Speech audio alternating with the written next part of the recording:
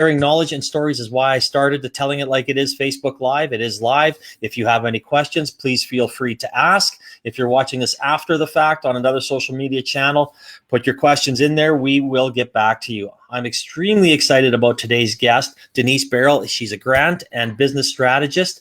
Denise, thank you for joining me. And how are you today? Thanks, Jade. I'm doing awesome. That is good. I mean, I know we've been ready to go, and one of the things I like starting with is how we met. So I know you and I met at a Alberta IoT event through Brenda. Yeah, it was cool. It's a great, you know what I'm finding is there's all these secret groups that people don't even know about that have connections through the tech sector, and how big our actual tech sector is. Like, most people don't even know the vibrant community and the successful businesses that are going global. And it's so cool when we actually get together and meet face to face. So looking forward to those opportunities going forward. Yeah, I almost forgot how networking events work in the face-to-face world. Yeah, it's a bit different. Yeah, and I can't wait to. And I'm a hugger. And I'm a hugger too. So this is depriving me of opportunity to be smiling all the time. Oh, no doubt, no doubt. Well, I'll do a brief introduction here, and then we will get right at it because you've got so much knowledge to share. I'm excited to hear what you have to say. So Denise is a grant expert and business strategist. She can help you with the planning of your business strategy, leveraging grants. Grants can be for salary, hiring, R&D, export, IT, expansion, international project, IP, innovation, and many more. But what I want to kind of just briefly touch on here before we get into the grant side of things, why don't you share just a little bit about how you can apply for some of the COVID grants that are out there right now, just to let people know that you did send me a link. I have posted it in the comment section that people can click on while you're discussing this. Yep, sure. And I think there's every day there's some updates happening. So I just suggest people go to the link that provided. You know, there's a lot of misinformation around what's available, what's not, how you qualify. So I say don't trust what you're reading on people's posts. Go right to the government site, the Canadian government COVID emergency funding. And even if you Google that, you'll come to a page and there's a line that says for businesses. And then you can click on it and it'll give you the updates of what's available today. Perfect. I love that. I mean, there is so much out there. Everyone's sharing it. You had a post on LinkedIn today with a new one that just came out. And I mean, I think you tagged probably 30 people in there. I mean, I was in there, then I go and share it. So I truly believe that the information is getting out there and people are having access to it. Yeah. And today it's really good because it's for, if you think about the startup community who are trying to innovate, they're kind of, they're hooped, right? Because this time they don't have money coming in, they have no revenue or whatever, and they're doing startups. So this one is for 12 weeks of support subsidy for people who are doing research and development and don't qualify for some of the other funding available. So again, it's a link that you have available that you can share as well. Perfect. And again, the link is in the comment section. Just click on it and it will take you directly to the site, and away we go. And that's a perfect resource. So thank you for sharing that with us today, Denise. You're welcome. So let's talk grants, because there's so much, I think, false information out there, or people don't understand them. And I mean, they can be a great resource for a business to start and grow. So please tell us how one finds if they are eligible for any. Yeah, so I guess I go back to the place of understanding kind of who you are, like what your business is about, what you're trying to achieve, and what grants can do and not do. So I look at it buckets of money. So you may have capital for your business, there may be venture capital, you may have bank loans, and then there's grants. And each of those buckets contributes to the growth of your business. So if people want money to buy a building, for example, that would be capital or venture capital, your own capital, not grants. So grants are usually used for specific purposes and certain criteria. So the key areas are hiring, research and development, export, expansion, innovation, and so wage subsidy.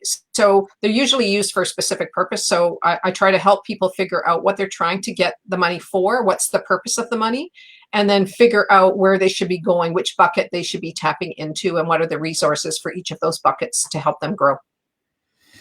No, that is interesting. I mean, is that something that is difficult for someone to figure out on their own?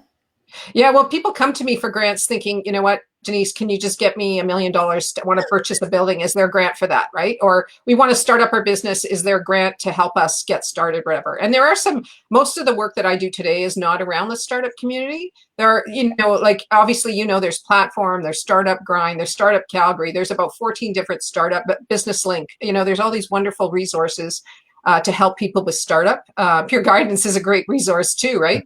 To help these businesses with startup. But it's really important just to kind of tune into what it is you want the money for and then how you can get it. Because grants are like, for example, most of them are matched dollars. So you have to have money to operate in order to access a lot of the grants. So most of them are 50% matching. So if you want $50,000 to hire someone, for example, they would say, do you have $50,000 to match that? And then you have to provide the cash flow situation.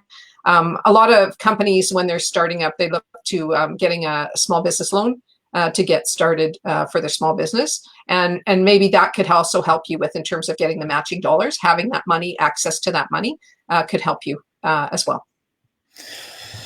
So I guess you kind of answered one of my questions in the future here. I mean, about are grants typically free money? I mean, I guess when you said that they're matching, is there a percentage out there that are matching? Are all of them matching, or are there any that are just there that you don't need to have matching money? Yeah, most of them are matching money. The only one right now that isn't matching money is the new summer student program the government just announced through COVID. But it's only now, and the terms were 100% covered wage subsidy for the hiring of students for the summer program. However, it's now just limited to their essential services. So I was up there on there yesterday, and it's 100% funding to hire someone. But it's they said they're going to contact the essential service companies to see if they're interested in applying. But most are about 50% matching, depending on what it is you're trying to do. Some of it is 70%, depends on the grant and the sector. Okay.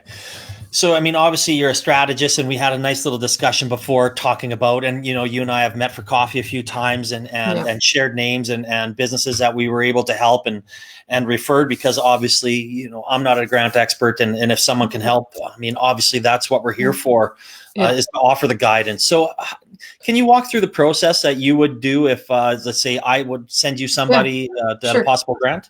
Yeah, sure. I usually get on a call, which is kind of cool now because I used to actually meet with people live. But if you think about Calgary and how widespread we are, it would be like a 2-hour meeting, 2-hour travel time between meetings. And so I just, and because of the volume of people that started coming to me with requests for grants, I just started booking a 30-minute call with someone. And what I do is I just ask them, tell me about your business, what stage you're at. So, and I work with a lot of innovation business. So I take a look at, are they, the TRL between 1 and a 9, where are they at in terms of their development? I kind of get a scope, because it also leads to where the grant money is, right? Yeah. So I kind of just evaluate what it is they're trying to achieve. What do they want money for? And then from that kind of say, okay, based on what you're doing, what sector you're in, here's what I see you could access money for. And I also take a look at, and most of the clients that I work with are mostly established businesses and expanding and going global. So I also take a look at what the leaks are in their business system, right? What's happening, what's not happening, so that we can figure out where are the buckets of money that we can help them put in place to solve some of those challenges. And then who can we connect them in terms of resources to help them get there? And then how we can move forward in terms of what's the money we could access for them. No, absolutely. Well, so when you say, before you also mentioned that you don't work in a lot of the startups. So what size business do you typically work with? They're usually between 10 and 100 employees, roughly over $1 million that kind of equates to. The dollar amount isn't really the issue. It's just that they're kind of established and growing because the government, the main core of a lot of the grants today are for hiring employees. So a business platform or structure that's looking to hire, looking to increase their revenues and looking to go global. And that's my passion is helping businesses kind of look at the bigger vision of their company. In 2015, the government really started doing a push in terms of creating opportunities for us to understand how export works and how we can help small businesses use export as a tool. And I've been attending those since 2015, attending those events and meeting international trade commissioners in different countries. And it's been a valuable resource to help my companies think bigger about, not just growing their business in Calgary, but thinking about a national presence and an international presence and leveraging online as a tool to kind of get their voice heard. So that is interesting. I mean, is that something you work through the Trade Accelerator program? Yeah, that's a great. So Calgary Economic Development, and you had Katie Finley on it. She did a great job. The Calgary, the TAP program is a wonderful resource for people to understand how to get their feet wet, how to get growing into those international markets. So I encourage people to kind of look at the different resources that we already have established, so we don't have to replicate them. But what I do is after they've gone through those programs, they have their plans ready, I help them with a strategy to kind of then meet with the trade commissioner. So I book calls. Just to give you an example, one of my clients wanted to expand into Seattle, Portland, regarding their innovation and technology. So I tapped into Calgary Economic Development. Amy Smith is awesome there. She helped me. She manages the transportation sector. So she gave me some resources. We followed up. My client and I booked a call. We got right on and connected to several. We had 3 people from the trade commissioner on the call with us to ask questions about how he wants to grow, if he wants investors, like what are some of the things that he's looking for the money. And they were like action oriented and supportive. So for me, it's about not only helping with the grants, but once they get, they figure out what their plans are in terms of that growth, how do we then action it to kind of get them into that audience and that market globally? No, I mean, I think Katie and what they do there is great. And I've met with Amy and as well. I think it was at a Startup Canada function. I can't remember where I first met her, but I mean, what they do is excellent. So I'm talking with Denise Baril, grant expert and business strategist. So I guess my next question, Denise, is, are businesses eligible for multiple grants, or is there a limit to how many you can get? Yeah, actually, that's a good question. Yeah, no, you're not limited. There's a thing called stacking. So some of the grants, you can't use one grant to do 50% and use the other grant to pay for the other 50%. They call it stacking, and some of them have limits. Most of them are about 75%.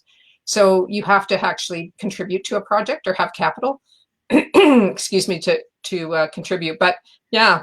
There's grants like, you can use a hiring grant. There may be wage subsidy grants that you could leverage, training grants. So one of the cool things, I know a lot of people, and this is how I started into this, was helping companies figure out how to maximize their training resources. There's 67% reimbursement in terms of existing employees for training grants. And if you're hiring someone who's unemployed over 30 days, there's a 100% reimbursed grant up to $15,000. So it really depends. So when I work with companies, I really talk about what's your hiring strategy? What are you trying to achieve?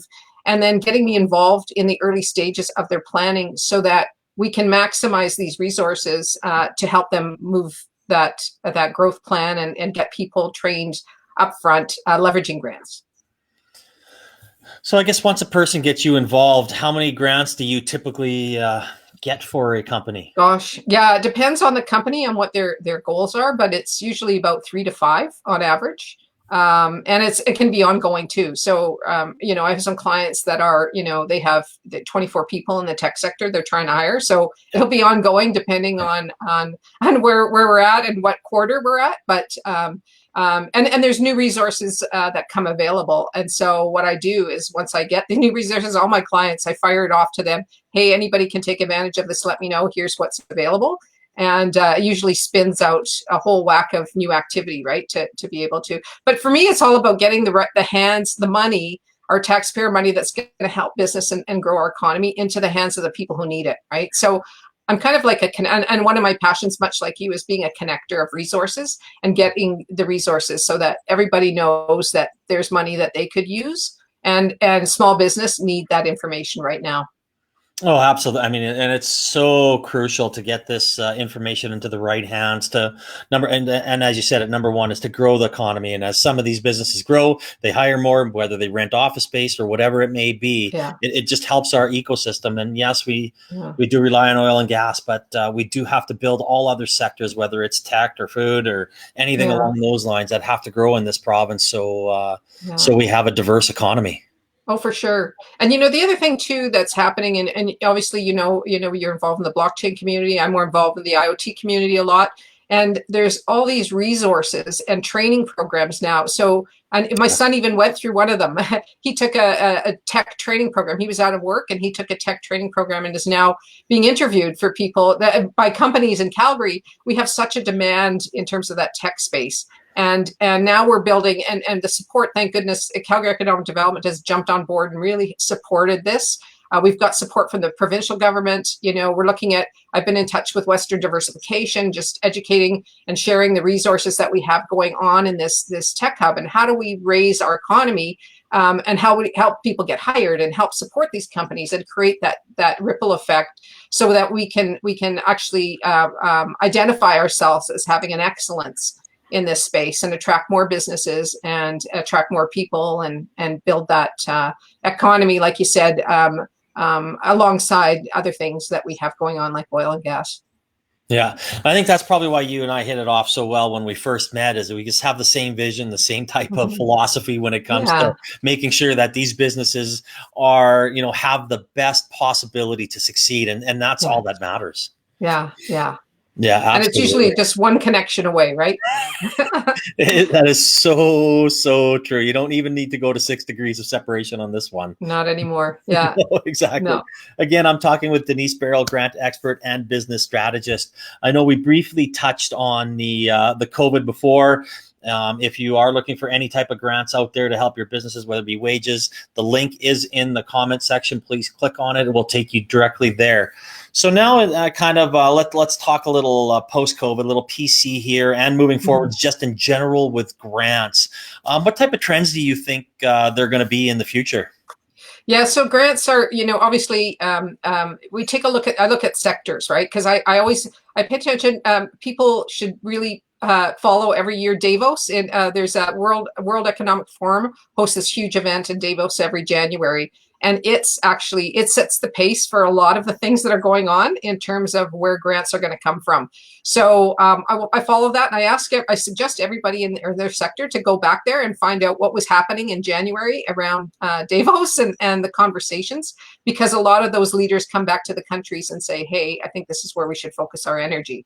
So, going forward, obviously things like climate change, clean energy, clean tech, agriculture, advanced agriculture, agri-tech, all those kinds of things, and any industry where there's digitization of technology is also the areas where growth, innovation, obviously, in any sector. So when people are looking at moving forward, or kind of looking at what are the possibilities for their industry, it's usually related to the future is technology, and how does our business or how does our industry adapt to that, and how can we leverage the grants that are coming to support that?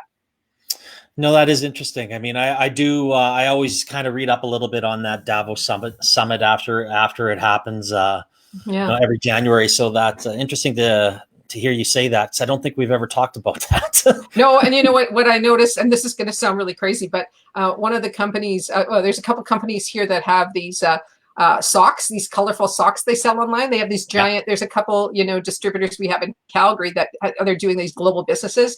And I saw our Minister of Innovation, Navdeep Bains, wearing some really cool socks.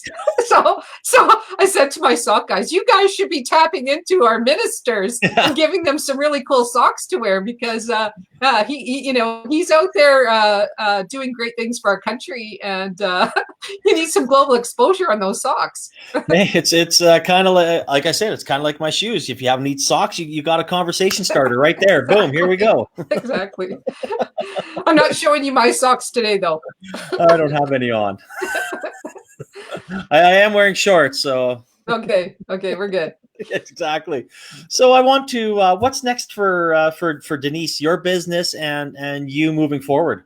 Yeah. So what's really cool is I'm starting to get work with entrepreneurial hubs, so associations and groups, because I'm working with members in all these influencing groups in Calgary, and it's really cool because they're welcoming me in with open arms, and over the life of our careers, Jade, as we grow and we have all these resources, right? It's starting to make sense for people to kind of look at, how do we leverage these buckets of money, as I mentioned earlier? How do we leverage these buckets to our advantage? We pay taxes like everybody else, and we work really, really, really hard to kind of grow our businesses. So they're now saying, okay, now's the time for us to reframe how we're going about growing our business and how do we leverage these grant resources. So for me, it's been a real joy to be able to tap into some of these influencers and help them expand. So my focus is just on helping get the resources and money and to raise our economy locally, nationally, and internationally. No, I mean, we had again a brief conversation before talking about how some of these companies that you deal with, I deal with, and even some of the ones that I know that just need to be shouted from the mountaintops, and Oh, and totally, people don't know about them, and it's kind of disheartening that we focus on the negative, and we should totally. be focusing on some of these companies that are doing worldwide business out of Alberta, Yeah, and which is sad. And I mean, this is what I love about you so much. We need almost like 30 of you just in yeah, Calgary to make sure that everybody has access to yeah. what they are eligible for. But the thing about it, Jade, is that we have these great resources. We just need to have these conversations, right? Yes. So recently, like even I've been getting some great support from Calgary Economic Development, like Marliese, who does the Hunter, who does the agriculture side. I'm sharing information and connection. She's sharing people with me, Amy, Samantha, who I've met there as well. Like there's all these resources that we have. Western diversification's been awesome. Global trade team members, they're all jumping in. So it's just knowing who to talk to and when. And how can we tap into these resources? And we need more people like you as well to kind of get that word out. And how do we create? So for me, one of the things that I see very effectively happening right now is how do we create these hubs of businesses? So we bring two or three of them together so they can help each other win. Because I'm finding that there's all kinds of innovation ideas going on. Like for example, I was in a meeting where someone was talking about we don't have automated beds in Canada. We have to go to the U.S. It was a construction project. And so instantly, I know a manufacturer in Calgary who does beds. And so I call up Colin. I'm Colin, could you do something like this? If we can find the innovation technology side, would you be able to do this? He said, Denise, I'm up for it. So I connected him with the developer, the developer. Then I got a call from a guy who's a machinist that I've known for years. And he said to me, like literally 2 hours later, Denise, I've got a stainless steel company that I took over and I haven't been using it. I could make beds. I know COVID's a big thing. I could make beds out of, the stainless steel. And I said, have I got a deal for you? and I know all these great tech people. So I'm like, you know what? If we brought two or three of them together, we could come up with an idea and manufacture these automated stainless steel beds that hospitals need for the future, right? So Yeah. it's getting that funnel of what are the needs out there, and then how do we manufacture these things in our own backyard? We have the raw resources, we have the experts. We just need to come together and find out how we can help make the industry spin, and then how do we align those grant resources to help these guys get their research and development off the ground so that we can get these things to market and Canada can be this economy just spinning within. Oh, absolutely. I mean, you mentioned it before. I mean, that is something that I pride myself on more than anything is making sure that I connect people to each other, and I know you Yeah. do too. And it is so important. And I think we have an ecosystem here that is unselfish, and they will. I see it all the time. Oh, you should talk to this person. You should talk to this Yeah. person, Yeah. and people Yeah. are always connecting small businesses, entrepreneurs, tech people to each other Yeah. to help each other out because sometimes it takes two or three to make a really successful business. And as I mean, Yeah. that's a prime example you just gave.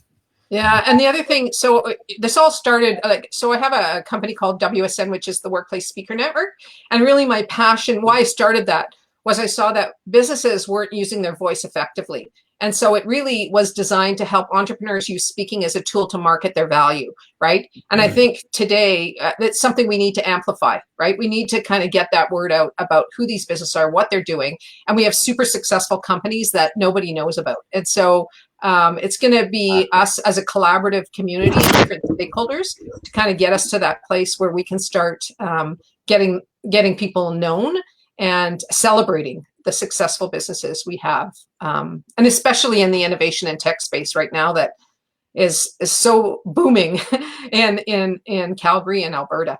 Absolutely. I think that's a good idea. I think maybe we should have a day every month that we have a celebration day for Alberta companies. Yeah, that would be a great idea. That idea. Actually. Maybe I'll look at starting that. Yeah, I'm signing up. Yeah. I know. I mean, our last question here is I always ask for a tip, an advice, or moving forward with a small business, startup, and entrepreneur. But I want you to kind of put a grant spin on it, and what a company should do, and what advice that you would do, so they don't waste so much time thinking that, oh, I'm going to get this grant or I do qualify. Is that something you can give for us, please? Yeah. So the one thing that I'm going to say to people is plan. So a lot of these things you have to plan in advance, and then when they're and the thing that you need the most, and even though people haven't done it for many years, in little snippets, you need a business plan. So you need to show, who you are, who's on your team, what your expertise is, your success stories, and then what you're going to do with the money, like what's your project plan. So if people start creating those and start creating their project outlines and what they need money for, and show the timelines and the milestones, like those kinds of things, will help you leaps and bounds in almost every grant that you're doing. And most of them are now starting to ask for a business plan. So if you don't have it done, and so what happens for me is, there's a thing called an expansion grant that's happening now 3 times a year through Western Diversification.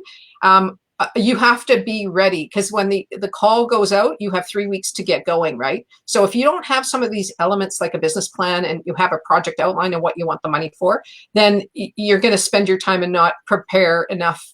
You won't have enough time to prepare and get it to market. So having a business plan, an actual business plan that you may be able to just change a few things or tweak things as you grow, accessible is the number one thing I think all businesses should start to prepare. Now that we have time, we're at home, it's a good time to get it done. Well, I can't stress the importance of a business plan. It might only be, you might think it's for 3 years, and it might only be a 2-month plan, but it's got to be there. And at least you put some thought to it in case you have to pivot or something happens, like COVID comes up. Let's hope it never happens again, but you're able to shift your business, but you are prepared. So that is, I love that advice. And any kind of financing like BDC or ATB or any of the banks that you reach out to when you're going to actually get loans and stuff, they all want to see an actual working business plan. So preparing that in advance and getting it ready, or fine-tuning it for grants and applications is awesome.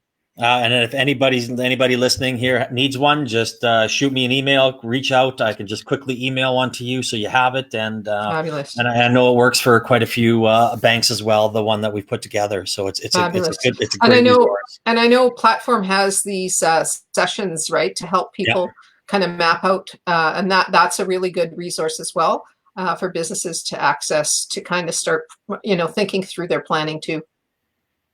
No, absolutely. Oh, Denise, I can't thank you enough for spending half an hour with us. I mean, the plethora of knowledge that you shared regarding grants is priceless, and I really do hope people out there are listening, and if they do have any advice or need some advice, please reach out, and I'll connect you to Denise, and away we go. So thank you so much for coming on today, Denise. Thanks, Jade. And thanks for raising our community by getting information to the hands of entrepreneurs. I think that's one of the biggest things that's missing, and I appreciate what you're doing. I appreciate that. Thank you. Those are kind words. And again, as we said, we both talked about it, connecting and making sure people have the resources in their hand is the most important part of being successful. Yeah. Happy day.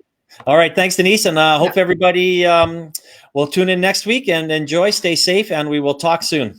Bye-bye. Bye.